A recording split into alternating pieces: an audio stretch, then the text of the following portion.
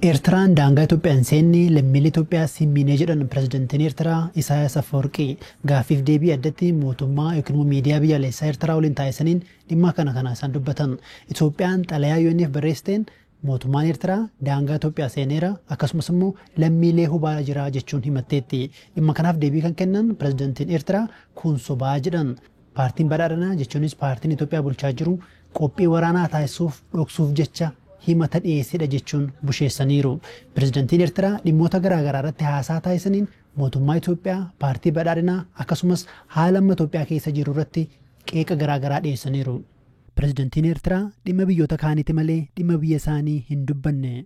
Itoophiyaa fi Eertiraan waggaa 7 keessatti hariiroo jabaarraa hariiroo akka laafe keessa seenaniiru. Muddamnii fi walimannaan biyyoota lama hammaatee waraanatti ce'uu mala jechuun xiinxaltoonni dubbataa jiru.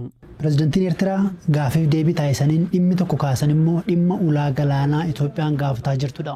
Pirezidantiin Eertiraa haasaa isaanii maal jedhan kun gochaa maal na dhibdeedha jechuun busheessaniiru. Kanatti irrattis immoo dabalataan kun dhimma ji'oopoliitikaalaa wajjin kan wal qabatuu fi humnoonni alaarree Itoophiyaa deeggaraa akka jiran akeekuun dubbataniiru. Alatti sabdi sammi'uun uznu hoqee qoonaa loo zarabaataati. Wanti Itoophiyaan jechaa jirtu waan ijoolleetti. Ijoolleen illee akkana yaaddu. Wanti dursa kennamuuf osoo jiruu gara biyyoota gamtoomaniitti xalayaa barreessuun barbaachisaan turre. Sobara kashaaf xalayaa kanaa barreessuun amala nama mufachiisudha. Dhimmi ijoo maaliif Eertiraan himatamte osoo hin taane qophii taasifamaa jirutu ilaalamuu qaba.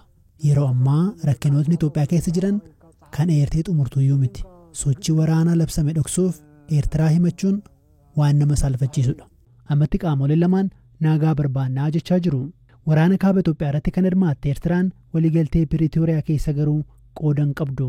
Pirezidantiin Isaayaas waliigalteen kun maaliif qajeelummaan hojiirra hin oolle faannoo irratti maaliif maalna dhibdeedhaan waraanni baname jechuunis gaafataniiru. Pirezidantiin Isaayaas dubbii isaaniin paartiin badhaadhinaa rakkoo biyya keessaa irratti xiyyeeffachuurra Eertiraa irratti maaliif lola kaasaa jechuunis dubbatu. Faallaan aangawoota Itoophiyaa irra deddeebiin akka dubbatanitti Eertiraa waliin lola seenuun barbaadanii. Pirezidantiin Isaayaas mootummaan Itoophiyaa afaaniin waraana nutti labseera ajandaa waraanaasaaf immoo Faransaay, Ameerikaa fi UAE ni deeggaru jechuunis himatanii. Meeshaa waraanaa kan bituu fi guyyaa guyyaatti humna waraanaan sodaachisaa kan jiru Eertiraa akkamiin yakkaa jechuunis gaafatanii. Adeemsa abdii kutannaati jedhan kun dhaabbachuu qaba. Nuti dhiphachuu hin qabnu jechuunis uummata isaaniif dhaamaniiru. Haa ta'u malee jedhan uummattoonni Itoophiyaa fi ollaan keenya hundi dhimmicha of eeggannoon ilaaluu qabu jechuun akeekkachiisan. Mootummaan Itoophiyaa meeshaa bitee nutti dhaadataa jira kan jedhan pirezidantii Isaayaas kanas callisanii akka hin laalle dubbatan. Paartiin badhaadhinaa yeroo tokko buufata doonii Jibuutii dhiisuun oomisha doolaara biiliyoona 4 ta'u gara sabitti jijjiiruuf yaada kaasee ture jedhan dubbii isaaniin.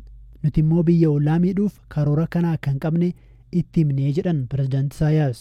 Ministeerri muummee Abiy erga isaanii waggaa dura galaana diimaarraa buufatan booda biyyoota ollaa waliin muddama seenaa jiru.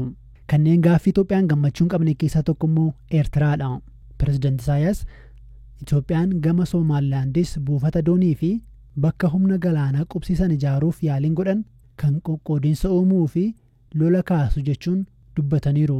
Yoo dhugaa dubbannatee kunneen ajandaa badhaadhinaa miti jechuunis himan. Kan kana duuba jiru pirezidantii Yuunaayitid Arab Emireet buufatawwan doonii to'annoo isaanii jala jiru naannicha keessatti uumuudha jechuunis dubbatanii.